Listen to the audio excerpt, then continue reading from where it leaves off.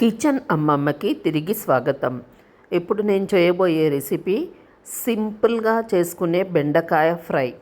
Working women's కోసం అండి, and అలాగే బ్యాచిలర్స్ కోసము ఈజీగా చేసుకునే రెసిపీ చూపిస్తున్నాను. ఇది ఫస్ట్గా కడాయి స్టవ్ మీద పెట్టుకుని అది వేడెక్కాక ముందు నూనె వేసుకోవాలి.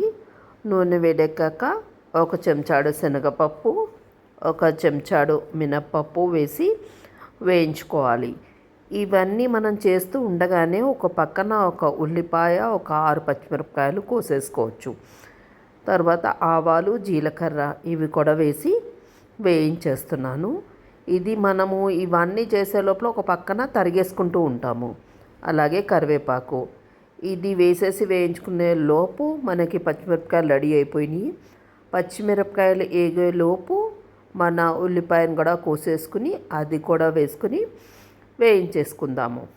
ఇవి అన్నీ వేగేలోపు టకటక మనము 1/2 కేజీ బెండకాయలు ముందు కడిగి పెట్టేసుకుని వాటిని కొంచెం మరీ సన్న ముక్కలుగా కాకుండా ఒక 1/2 ఇంచు మందంగా కట్ చేసుకుందాము. ఇది వేగుతున్నప్పుడే కొద్దిగా అల్లం వెల్లుల్లి పేస్ట్, ఎందుకంటే దీంట్లో మనం ఇంకా ఎటువంటి అడిషనల్ ఏవి వేయటం లేదు.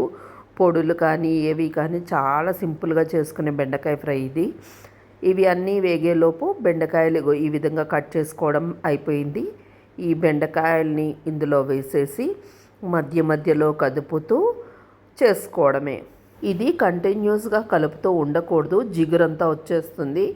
కాబట్టి మధ్య మధ్యలో మాత్రమే కదుపుతూ ఉంటే సరిపోతుంది. దీనికి సరిపడా ఉప్పు వేసేసుకుందాము. అంతే, ఇంకా అంతకుమించి దీంట్లో పొడులు ఏమీ వేయటం లేదండి. మధ్య మధ్యలో అలా వేగుతూ ఉంటుంది. చూడండి, అంతే. 10 నుంచి 15 నిమిషాల లోపల మన కూర రెడీ అయిపోయింది. మీకు నచ్చినట్టయితే కనుక లైక్ చేయండి, అలాగే మీ ఫ్యామిలీ అండ్ ఫ్రెండ్స్కి షేర్ చేయండి, మా ఛానల్ని సబ్స్క్రైబ్ చేయండి.